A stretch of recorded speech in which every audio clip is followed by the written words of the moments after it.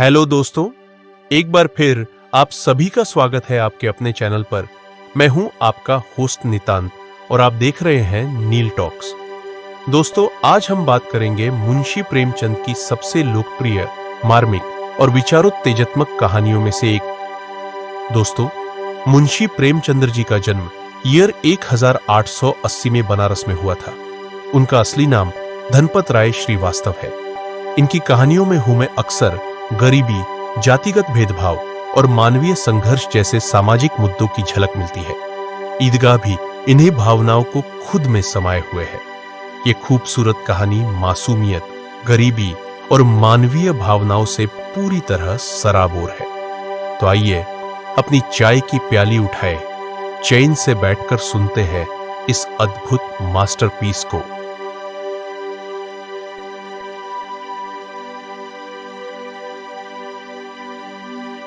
रमजान के पूरे 30 रोजों के बाद ईद आई है।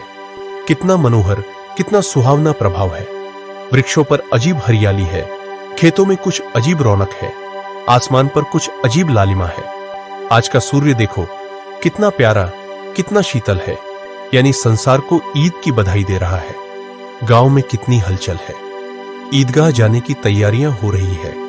किसी के कुर्ते में बटन नहीं है, पड़ोस के घर में सुई धागा लेने दौड़ा जा रहा है। किसी के जूते खड़े हो गए हैं, उनमें तेल डालने के लिए तेली के घर पर भागा जाता है। जल्दी जल्दी बैलों को सानी पानी दे दे।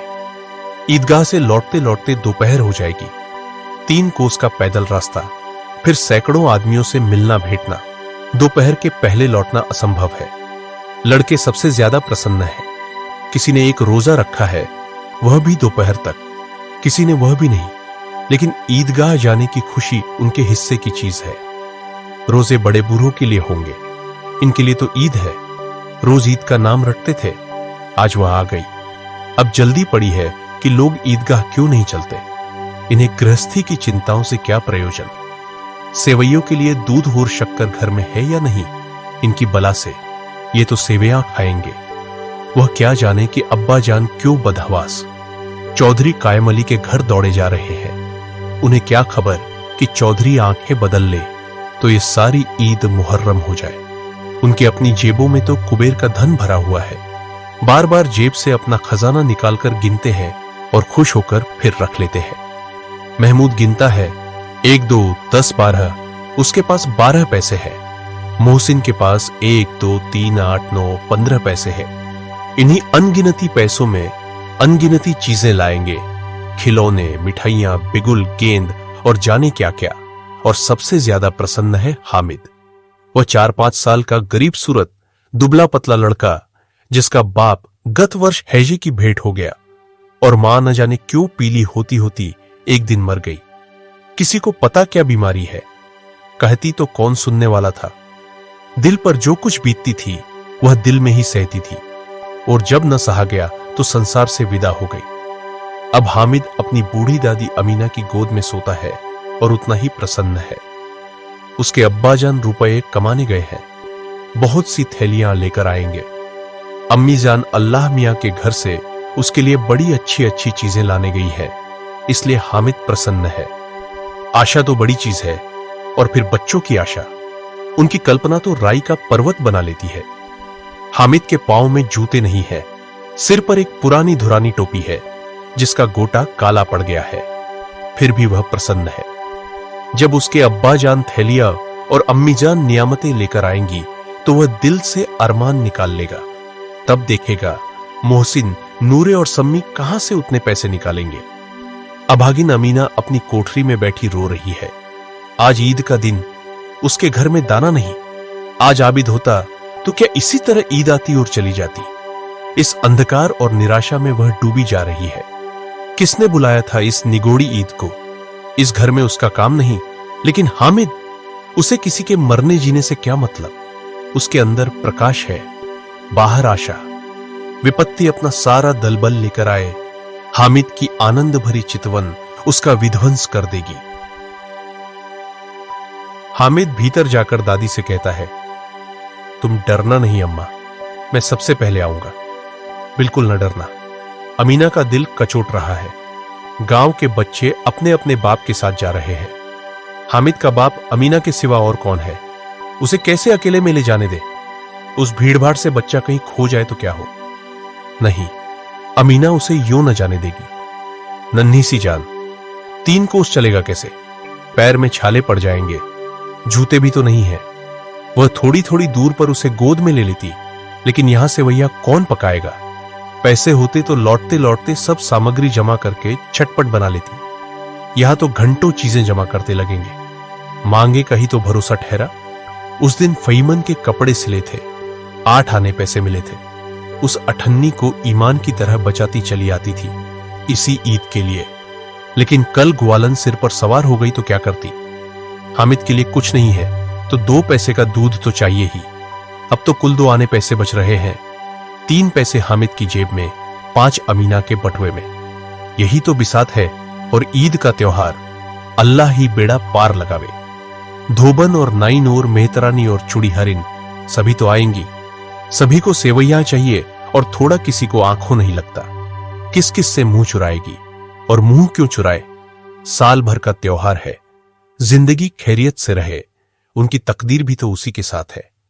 बच्चे को खुदा सलामत रखे, ये दिन भी कट जाएंगे।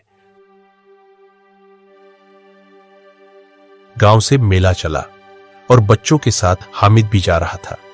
कभी सबके सब दौड़कर आगे निकल जाते, फिर किसी पेड़ के नीचे खड़े होकर साथ वालों का इंतजार करते। ये लोग क्यों इतना धीरे धीरे चल रहे हैं? हामिद के पैरों में तो जैसे पर लग गए हैं। वह कभी थक सकता है? शहर का दामन आ गया। सड़क के दोनों ओर अमीरों के बगीचे हैं। पक्की चारदीवारी बनी हुई है। पेड़ों में आम और लीचियां लगी हुई है। कभी कभी कोई लड़का कंकड़ी उठाकर आम पर निशान लगाता है। माली अंदर से गाली देता हुआ निकलता है। लड़के वहां से एक फरलांग पर है, खूब हंस रहे हैं। माली को कैसा उल्लू बनाया है। बड़ी बड़ी इमारतें आने लगी। यह अदालत है, यह कॉलेज है, यह क्लब घर है। इतने बड़े कॉलेज में कितने लड़के पढ़ते होंगे? सब लड़के नहीं हैं जी, बड़े बड़े आदमी हैं। सच, उनकी बड़ी बड़ी मूछें हैं। इतने बड़े हो गए, अभी तक पढ़ने जाते हैं। न जाने कब तक पढ़ेंगे और क्या करेंगे इतना पढ़कर। हामिद के मदरसे में 2-3 बड़े बड़े लड़के हैं, बिल्कुल 3 कौड़ी के। रोज मार खाते हैं, काम से जी चुराने वाले। इस जगह भी उसी तरह के लोग होंगे और क्या। क्लब घर में जादू होता है। सुना है यहां मुर्दों की खोपड़ियां दौड़ती है और बड़े बड़े तमाशे होते हैं, पर किसी को अंदर नहीं जाने देते। और वहां शाम को साहब लोग खेलते हैं। बड़े बड़े आदमी खेलते हैं, मूंछो दाढ़ी वाले। और मेमे भी खेलती है। सच, हमारी अम्मा को यह दे दो, क्या नाम है, बैट, तो उसे पकड़ ही ना सके, घुमाते ही लुढ़क जाए। मोहसिन बोला, चलो मनो आटा पीस डालती है, जरा सा बैट पकड़ लेंगी तो हाथ कांपने लगेंगे। सैकड़ों घड़े पानी रोज निकालती है, 5 घड़े तो तेरी भैंस पी जाती है। किसी मेम को 1 घड़ा पानी भरना पड़े तो आंखों तले अंधेरा आ जाए। महमूद, लेकिन दौड़ती तो नहीं, उछल कूद तो नहीं सकती। मोहसिन, हां, उछल कूद तो नहीं सकती, लेकिन उस दिन मेरी गाय खुल गई थी और चौधरी के खेत में जा पड़ी थी। अम्मा इतना तेज दौड़ी कि मैं उन्हें न पा सका। सच। आगे चले। हलवाइयों की दुकानें शुरू हुई। आज खूब सजी हुई थी। इतनी मिठाइयां कौन खाता है? देखो ना, एक एक दुकान पर मनो होंगी। सुना है रात को जिन्नात आकर खरीद ले जाते हैं। अब्बा कहते थे कि आधी रात को एक आदमी हर दुकान पर जाता है और जितना माल बचा होता है वह तुलवा लेता है और सचमुच के रुपए देता है। बिल्कुल ऐसे ही रुपए। हामिद को यकीन ना आया। ऐसे रुपए जिन्नात को कहां से मिल जाएंगे? मोहसिन ने कहा, जिन्नात को रुपए की क्या कमी, जिस खजाने में चाहे चले जाए। लोहे के दरवाजे तक उन्हें नहीं रोक सकते जनाब। हीरे जवाहरात तक उनके पास रहते हैं। जिससे खुश हो गए उसे टोकरो जवाहरात दे दिए। अभी यही बैठे हैं, 5 मिनट में कलकत्ता पहुंच जाए। हामिद ने फिर पूछा, जिन्नात बहुत बड़े बड़े होते हैं? मोहसिन, एक एक सिर आसमान के बराबर होता है जी। जमीन पर खड़ा हो जाए तो उसका सिर आसमान से जा लगे, मगर चाहे तो 1 लोटे में घुस जाए। हामिद, लोग उन्हें कैसे खुश करते होंगे? कोई मुझे यह मंत्र बता दे तो एक जिन्न को खुश कर लूं। मोहसिन, अब ये तो मैं नहीं जानता, लेकिन चौधरी साहब के काबू में बहुत से जिन्नात है। कोई चीज चोरी जाए, चौधरी साहब उसका पता लगा देंगे और चोर का नाम बता देंगे। जुमराती का बछुआ उस दिन खो गया था। 3 दिन हैरान हुए, कहीं न मिला। तब झक मारकर चौधरी के पास गए। चौधरी ने तुरंत बता दिया, मवेशी खाने में है, और वहीं मिला। जिन्नात आकर उन्हें सारे जहान की खबर दे जाते हैं। अब उसकी समझ में आ गया कि चौधरी के पास क्यों इतना धन है और क्यों उनका इतना सम्मान है। आगे चले, ये पुलिस लाइन है, यहीं सब कांस्टेबल कवायद करते हैं। Right turn, attention. रात को बेचारे घूम घूम कर पहरा देते हैं, नहीं चोरियां हो जाए। मोहसिन ने प्रतिवाद किया, ये कांस्टेबल पहरा देते हैं, तभी तुम बहुत जानते हो अजी हजरत, ये चोरी करते हैं। शहर के जितने चोर डाकू हैं, सब इनसे मिले रहते हैं। रात को ये लोग चोरों से तो कहते हैं चोरी करो, और आप दूसरे मोहल्ले में जाकर जागते रहो पुकारते हैं। तभी इन लोगों के पास इतने रुपए आते हैं। मेरे मामू एक थाने में कांस्टेबल है, 20 रुपया महीना पाते हैं, लेकिन 50 रुपए घर भेजते हैं। अल्लाह कसम, मैंने एक बार पूछा था कि मामू आप इतने रुपए कहां से पाते हैं? हंसकर कहने लगे, बेटा अल्लाह देता है। फिर आप ही बोले, हम लोग चाहें तो एक दिन में लाखों मार लाए, हम तो इतना ही लेते हैं जिसमें अपनी बदनामी ना हो और नौकरी ना चली जाए। हामिद ने पूछा, ये लोग चोरी करवाते हैं तो कोई इन्हें पकड़ता नहीं? मोहसिन उसकी नादानी पर दया दिखाकर बोला, अरे पागल, इन्हें कौन पकड़ेगा? पकड़ने वाले तो ये लोग खुद हैं, लेकिन अल्लाह इन्हें सजा भी खूब देता है। हराम का माल हराम में जाता है। थोड़े ही दिन हुए, मामू के घर में आग लग गई, सारी लेई पूंजी जल गई, एक बर्तन तक न बचा। कई दिन पेड़ के नीचे सोए, अल्लाह कसम पेड़ के नीचे। फिर न जाने कहां से 100 कर्ज लाए तो बर्तन भांडे आए। हामिद, 100 तो 50 से ज्यादा होते हैं। कहां 50, कहां 100। 50 एक थैली भर होता है, 100 तो 2 थैलियों में भी ना आयम। अब बस्ती घनी होने लगी। ईदगाह जाने वालों की टोलियां नजर आने लगी, एक से एक भड़कीले वस्त्र पहने हुए।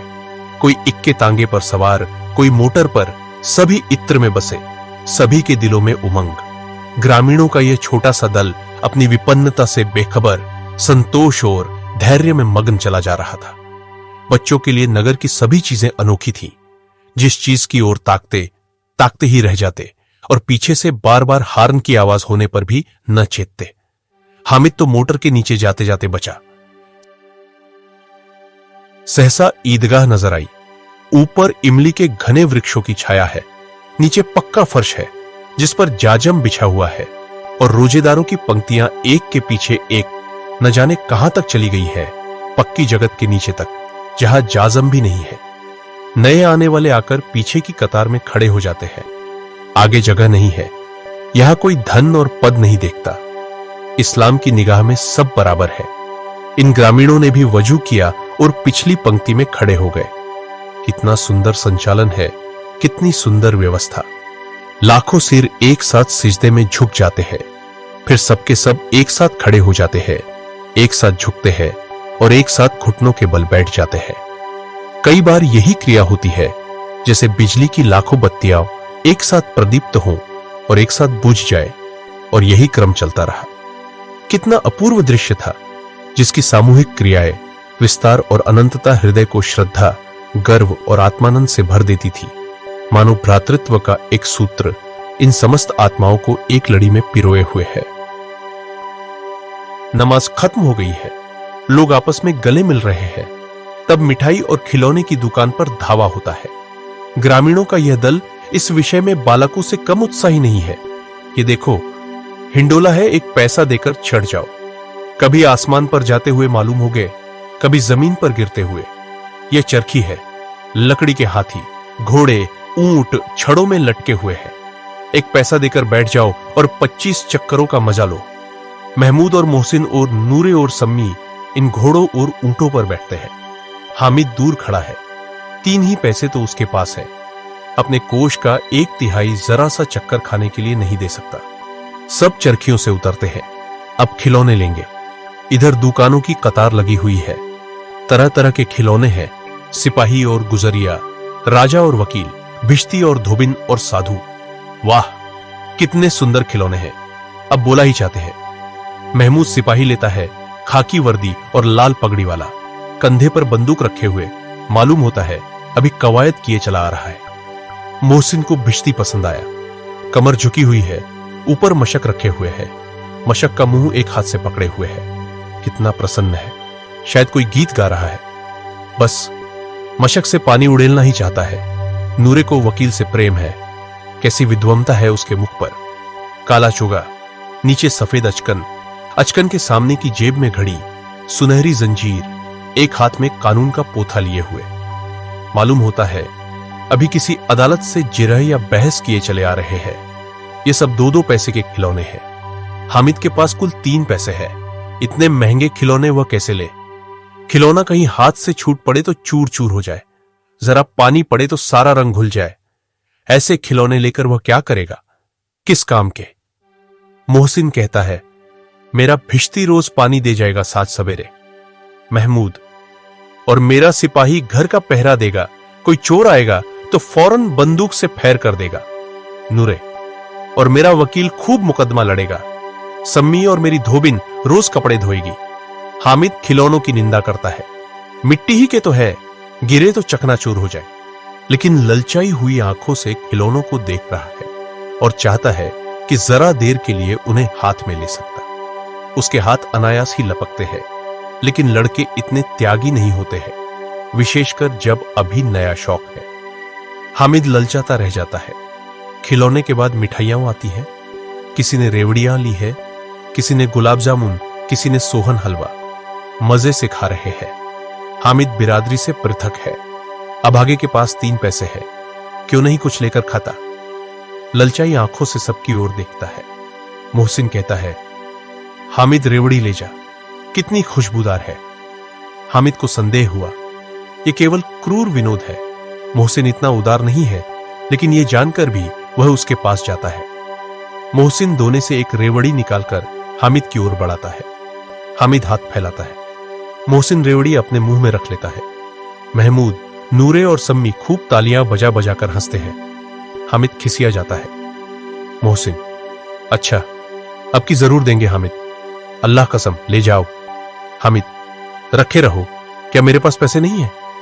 सम्मी, 3 ही पैसे तो है, 3 पैसे में क्या क्या लोगे? महमूद, हमसे गुलाब जामुन ले जाओ हामिद।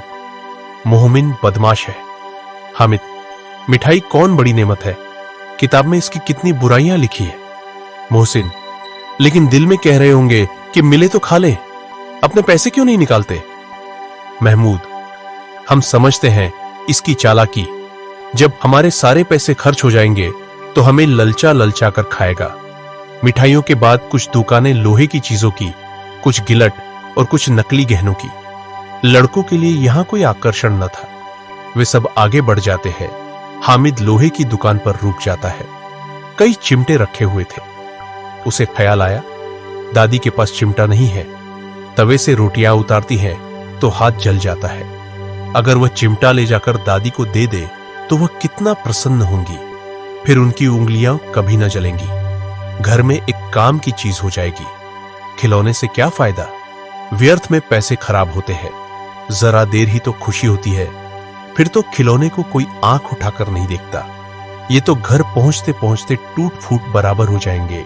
या छोटे बच्चे जो मेले में नहीं आए हैं, जिद करके ले लेंगे और तोड़ डालेंगे। चिमटा कितने काम की चीज है। रोटियां तवे से उतार लो, चूल्हे में सेक लो। कोई आग मांगने आए तो चटपट चूल्हे से आग निकालकर उसे दे दो। अम्मा बेचारी को कहां फुर्सत है कि बाजार आए, और इतने पैसे ही कहां मिलते हैं। रोज हाथ जला लेती है। हामिद के साथी आगे बढ़ गए हैं। सबील पर सब के सब शरबत पी रहे हैं। देखो सब कितने लालची है। इतनी मिठाइयां ली, मुझे किसी ने एक भी न दी। उस पर कहते हैं, मेरे साथ खेलो, मेरा यह काम करो।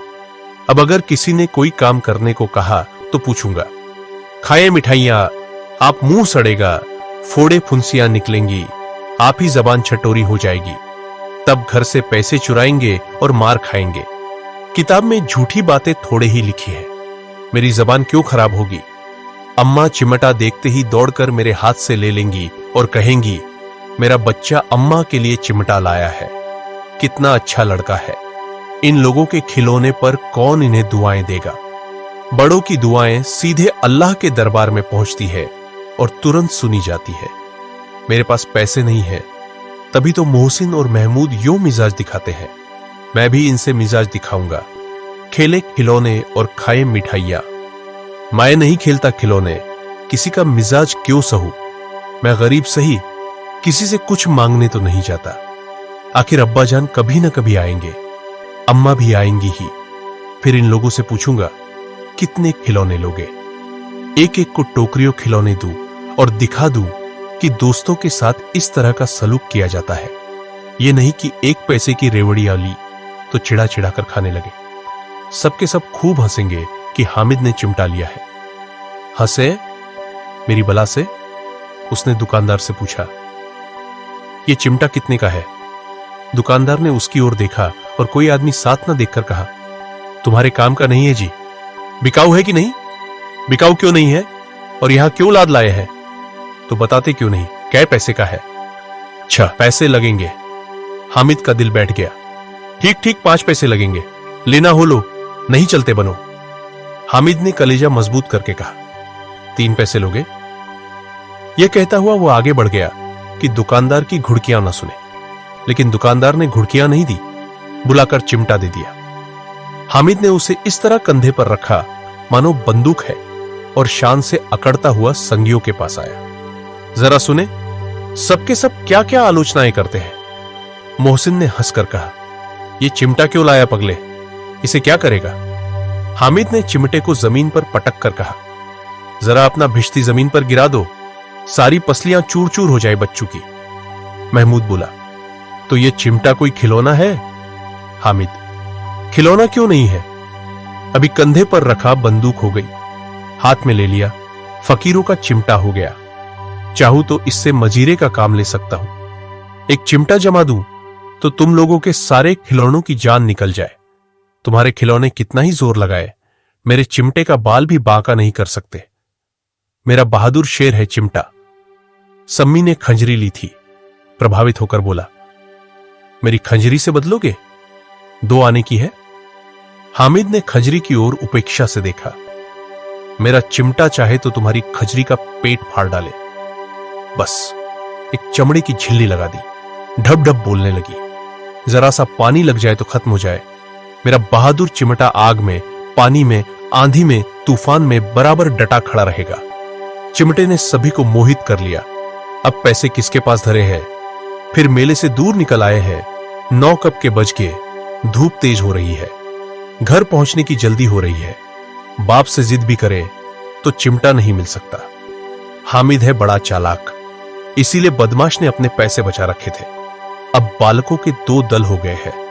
मोहसिन, महमूद, सम्मी और नूरे एक तरफ है, हामिद अकेला दूसरी तरफ। शास्त्रार्थ हो रहा है। सम्मी तो विधर्मी हो गया, दूसरे पक्ष से जा मिला। लेकिन मोहसिन, महमूद और नूरे भी हामिद से 1-1, 2-2 साल बड़े होने पर भी हामिद के आघातों से आतंकित हो उठे हैं। उसके पास न्याय का बल है और नीति की शक्ति। एक ओर मिट्टी है, दूसरी ओर लोहा, जो इस वक्त अपने को फौलाद कह रहा है। वह अजेय है, घातक है। अगर कोई शेर आ जाए तो मियां भिश्ती के छक्के छूट जाए, मियां सिपाही मिट्टी की बंदूक छोड़कर भागे, वकील साहब की नानी मर जाए, चोगे में मुंह छिपाकर जमीन पर लेट जाए। मगर यह चिमटा, यह बहादुर, यह रुस्तमे हिंद लपक कर शेर की गर्दन पर सवार हो जाएगा और उसकी आंखें निकाल लेगा। मोहसिन ने एड़ी छोटी का जोर लगाकर कहा, अच्छा, पानी तो नहीं भर सकता? हामिद ने चिमटे को सीधा खड़ा करके कहा, भिश्ती को एक डांट बताएगा तो दौड़ा हुआ पानी लाकर उसके द्वाड़र पर छिड़कने लगेगा। मोहसिन परास्त हो गया, पर महमूद ने कुमुक पहुंचाई, अगर बच्चा पकड़ जाए तो अदालत में बधे बधे फिरेंगे, तब तो वकील साहब के पैरों पड़ेंगे। हामिद इस प्रबल तर्क का जवाब न दे सका। उसने पूछा, हमें पकड़ने कौन आएगा? नूरे ने अकड़ कर कहा, यह सिपाही बंदूक वाला। हामिद ने मुंह चिढ़ाकर कहा, ये बेचारे हम बहादुर रुस्तमे हिंद को पकड़ेंगे। अच्छा लाओ, अभी जरा कुश्ती हो जाए, इसकी सूरत देखकर दूर से भागेंगे। पकड़ेंगे क्या बेचारे? मोहसिन को एक नई चोट सूझ गई। तुम्हारे चिमटे का मुंह रोज आग में जलेगा। उसने समझा था कि हामिद लाजवाब हो जाएगा, लेकिन यह बात ना हुई। हामिद ने तुरंत जवाब दिया, आग में बहादुर ही कूदते हैं जनाब। तुम्हारे यह वकील, सिपाही और भिश्ती लौंडियों की तरह घर में घुस जाएंगे। आग में कूदना वह काम है जो यह रुस्तमे हिंद ही कर सकता है। महमूद ने एक जोर लगाया, वकील साहब कुर्सी में इस पर बैठेंगे, तुम्हारा चिमटा तो बावर्ची खाने में जमीन पर पड़ा रहेगा। इस तर्क ने सम्मी और नूरे को भी सजीव कर दिया। कितने ठिकाने की बात कही है पट्टे ने। चिमटा बावर्ची खाने में पड़ा रहने के सिवा और क्या कर सकता है? हामिद को कोई फड़कता हुआ जवाब न सूझा तो उसने धांधली शुरू की, मेरा चिमटा बावर्ची खाने में नहीं रहेगा। वकील साहब कुर्सी पर बैठेंगे तो जाकर उन्हें जमीन पर पटक देगा और उनका कानून उनके पेट में डाल देगा। बात कुछ बनी नहीं, खासी गाली गलौज थी, लेकिन कानून को पेट में डालने वाली बात छा गई। ऐसी छा गई कि तीनों सुरमा मुंह ताकते रह गए, मानो कोई ढेलचा कनकौआ किसी गंडे वाले कनकुए को काट गया हो। कानून मुंह से बाहर निकलने वाली चीज है, उसको पेट के अंदर डाल दिया जाना बेतुकी सी बात होने पर भी कुछ नयापन रखती है। हामिद ने मैदान मार लिया। उसका चिमटा रुस्तमे हिंद है। अब इसमें मोहसिन, महमूद, नूरे, सम्मी किसी को भी आपत्ति नहीं हो सकती। विजेता को हारने वालों से जो सत्कार मिलना स्वाभाविक है, वह हामिद को भी मिला। औरों ने 3-3, 4-4 आने पैसे खर्च किए, पर कोई काम की चीज ना ले सके। हामिद ने 3 पैसे में रंग जमा लिया। सच ही तो है, खिलौनों का क्या भरोसा, टूट फूट जाएंगे। हामिद का चिमटा तो बना रहेगा बरसों। संधि की शर्तें तय होने लगी। मोहसिन ने कहा, जरा अपना चिमटा दो, हम भी देखें। तुम हमारा भिश्ती लेकर देखो। महमूद और नूरे ने भी अपने अपने खिलौने पेश किए। हामिद को इन शर्तों को मानने में कोई आपत्ति न थी। चिमटा बारी बारी से सबके हाथ में गया और उनके खिलौने बारी बारी से हामिद के हाथ में आए। कितने खूबसूरत खिलौने हैं। हामिद ने हारने वालों के आंसू पोंछे। मैं तुम्हें चिढ़ा रहा था, सच। यह चिमटा भला इन खिलौनों की क्या बराबरी करेगा, मालूम होता है। अब बोले। लेकिन मोहसिन की पार्टी को इस दिलासे से संतोष नहीं होता। चिमटे का सिक्का खूब बैठ गया है। चिपका हुआ टिकट अब पानी से नहीं छूट रहा है। मोहसिन, लेकिन इन खिलौनों के लिए कोई हमें दुआ तो ना देगा? महमूद, दुआ को लिए फिरते हो? उल्टे मार ना पड़े। अम्मा जरूर कहेंगी कि मेले में यही मिट्टी के खिलौने मिले। हामिद को स्वीकार करना पड़ा कि खिलौनों को देखकर किसी की मां इतनी खुश न होंगी जितनी दादी चिमटे को देखकर होंगी। 3 पैसों ही में तो उसे सब कुछ करना था और उन पैसों के इस उपयोग पर पछतावे की बिल्कुल जरूरत न थी। फिर अब तो चिमटा रुस्तमे हिंद है और सभी खिलौनों का बादशाह। रास्ते में महमूद को भूख लगी। उसके बाप ने केले खाने को दिए। महमूद ने केवल हामिद को साजी बनाया। उसके अन्य मित्र मुंह ताकते रह गए। ये उस चिमटे का प्रसाद था। 11 बजे गांव में हलचल मच गई। मेले वाले आ गए। मोहसिन की छोटी बहन ने दौड़कर भिश्ती उसके हाथ से छीन लिया और मारे खुशी के जा उछली तो मियां भिश्ती नीचे आ रहे और सुरलोक सिधारे। इस पर भाई बहन में मारपीट हुई। दोनों खूब रोए। उनकी अम्मा यह शोर सुनकर बिगड़ी और दोनों को ऊपर से 2-2 चांटे और लगाए। मियां नूरे के वकील का अंत उनके प्रतिष्ठानुकूल इससे ज्यादा गौरवमय हुआ। वकील जमीन पर या ताक पर तो नहीं बैठ सकता। उसकी मर्यादा का विचार तो करना ही होगा। दीवार में खूंटियां गाड़ी गई। उन पर लकड़ी का एक पटरा रखा गया। पटरे पर कागज का कालीन बिछाया गया। वकील साहब राजा भोज की भांति सिंहासन पर विराजे। नूरे ने उन्हें पंखा झलना शुरू किया। अदालतों में खस की टट्टियां और बिजली के पंखे रहते हैं, क्या यहां मामूली पंखा भी न हो? कानून की गर्मी दिमाग पर चढ़ जाएगी कि नहीं? बांस का पंखा आया और नूरे हवा करने लगे। मालूम नहीं पंखे की हवा से या पंखे की चोट से वकील साहब स्वर्गलोक से मृत्युलोक में आ रहे और उनका माटी का चूल्हा माटी में मिल गया। फिर बड़े जोर शोर से मातम हुआ और वकील साहब की अस्थि घूरे पर डाल दी गई। अब रहा महमूद का सिपाही। उसे चटपट गांव का पहरा देने का चार्ज मिल गया। लेकिन पुलिस का सिपाही कोई साधारण व्यक्ति तो नहीं जो अपने पैरों चले। वह पालकी पर चलेगा। एक टोकरी आई, उसमें कुछ लाल रंग के फटे पुराने चिथड़े बिछाए गए, जिसमें सिपाही साहब आराम से लेटे। नूरे ने यह टोकरी उठाई और अपने द्वार का चक्कर लगाने लगे। उनके दोनों छोटे भाई सिपाही की तरह छूने वाले जागते लहू पुकारते चलते हैं, मगर रात तो अंधेरी ही होनी चाहिए। महमूद को ठोकर लग जाती है। टोकरी उसके हाथ से छूटकर गिर पड़ती है और मियां सिपाही अपनी बंदूक लिए जमीन पर आ जाते हैं और उनकी एक टांग में विकार आ जाता है। महमूद को आज झात हुआ कि वह अच्छा डॉक्टर है। उसको ऐसा मरहम मिला गया है जिससे वह टूटी टांग को आनंद फानंद जोड़ सकता है। केवल गूलर का दूध चाहिए। गूलर का दूध आता है। टांग जवाब दे देती है। शल्य क्रिया असफल हुई तब उसकी दूसरी टांग भी तोड़ दी जाती है। अब कम से कम एक जगह आराम से बैठ तो सकता है। एक टांग से तो न चल सकता था, न बैठ सकता था। अब वह सिपाही सन्यासी हो गया है। अपनी जगह पर बैठा बैठा पहरा देता है। कभी कभी देवता भी बन जाता है। उसके सिर का झालरदार साफा खुरच दिया गया है। अब उसका जितना रूपांतर चाहो कर सकते हो। कभी कभी तो उससे बाट का काम भी लिया जाता है। अब मियां हामिद का हाल सुनिए। अमीना उसकी आवाज सुनते ही दौड़ी और उसे गोद में उठाकर प्यार करने लगी। सहसा उसके हाथ में चिमटा देखकर वह चौंकी। यह चिमटा कहां था? मैंने मोल लिया है। क्या पैसे में? 3 पैसे दिए। अमीना ने छाती पीट ली। यह कैसा बेसमझ लड़का है कि दोपहर हुआ, कुछ खाया ना पिया। लाया क्या? चिमटा। सारे मेले में तुझे और कोई चीज न मिली जो यह लोहे का चिमटा उठा लाया। हामिद ने अपराधी भाव से कहा, तुम्हारी उंगलियां तवे से जल जाती थी, इसलिए मैंने इसे लिया। बुढ़िया का क्रोध तुरंत स्नेह में बदल गया, और स्नेह भी वह नहीं जो प्रगल्भ होता है और अपनी सारी कसक शब्दों में बिखेर देता है। यह मूक स्नेह था, खूब ठोस रस और स्वाद से भरा हुआ। बच्चे में कितना त्याग, कितना सद्भाव और कितना विवेक है। दूसरों को खिलौने लेते और मिठाई खाते देखकर इसका मन कितना ललचाया होगा। इतना जब्त इससे हुआ कैसे? वहां भी इसे अपनी बुढ़िया दादी की याद बनी रही। अमीना का मन गद गद हो गया। और अब एक बड़ी विचित्र बात हुई, हामिद के इस चिमटे से भी विचित्र। बच्चे हामिद ने बूढ़े हामिद का पार्ट खेला था।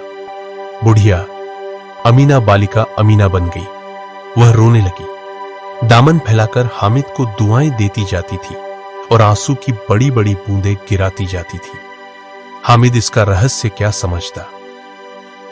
दोस्तों, ईदगाह कहानी सिर्फ एक बच्चे की मासूमियत की दास्तान नहीं, बल्कि हमारे समाज का आईना है। अगर आपको यह वीडियो पसंद आया तो लाइक करें, शेयर करें और नील टॉक्स को सब्सक्राइब जरूर करें, क्योंकि किताबें सिर्फ पन्नों में नहीं बल्कि हमारे दिलों में जीती है। आपकी राय कमेंट में बताएं। हामिद की कहानी आपको कैसी लगी? अगली वीडियो में मिलेंगे एक और सोचने पर मजबूर करने वाली कहानी के साथ। जब तक पढ़ते रहिए, सीखते रहिए